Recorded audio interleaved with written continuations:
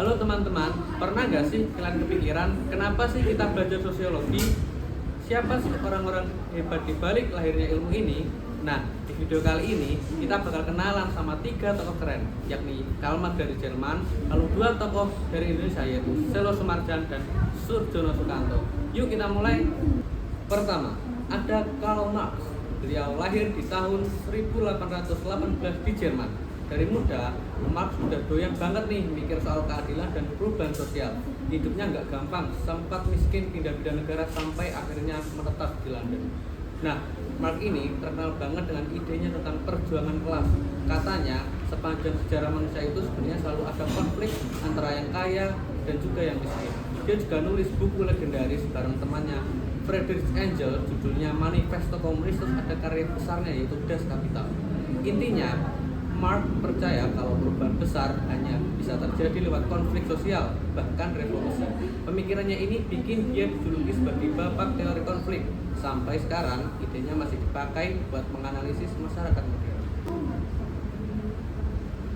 Sekarang kita ke tokoh Indonesia, yaitu Selo Sumarjan. Beliau ini lahir di tahun 1915 di Yogyakarta. Awalnya beliau bukan akademisi loh. Beliau kerja di keraton dan jadi sekretaris pribadi Sri Sultan Hamengkubuwono IX. Dari situlah dia belajar tentang masyarakat dan perubahan sosial. Setelah Indonesia merdeka, beliau dapat kesempatan kuliah di Amerika, tepatnya di Cornell University, dan lulus dengan disertasi keren berjudul Social Change in Yogyakarta. Dari situ, beliau dikenal sebagai Bapak Sosiologi Indonesia. Selo Sumarjan banyak menulis buku, salah satunya Setangkai Bunga Sosiologi, yang jadi bacaan wajib mahasiswa psikologi.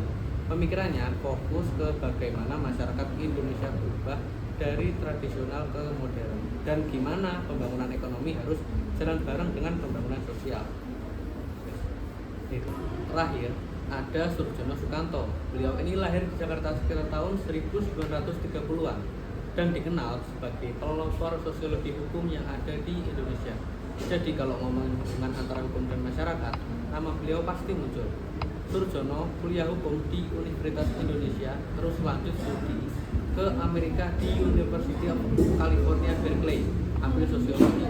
Setelah balik ke Indonesia, beliau jadi guru besar di UI dan menulis banyak sekali buku.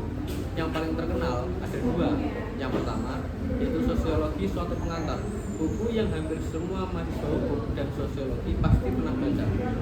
Dan yang kedua yaitu Pokok-pokok Sosiologi Hukum. Beliau menekankan bahwa hukum itu nggak bisa dilihat cuma dari aturan tertulis, tapi juga harus dipahami sebagai bagian dari kehidupan.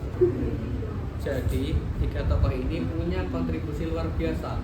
Karl Marx dengan teori konflik kelasnya, Selo Sumarjan dengan gagasan perubahan sosial di Indonesia, dan Soedjono Sukanto dengan sosiologi hukumnya. Dari mereka kita bisa belajar kalau memahami masyarakat itu penting banget supaya pembangunan dan kehidupan sosial kita bisa berjalan lebih adil dan harmonis. Oke teman-teman, itu dulu cerita kita tentang 3 tokoh besar sosiologi. Jangan lupa share pendapat kalian di kolom komentar. Tokoh mana nih yang menurut kalian paling menginspirasi? Sampai ketemu di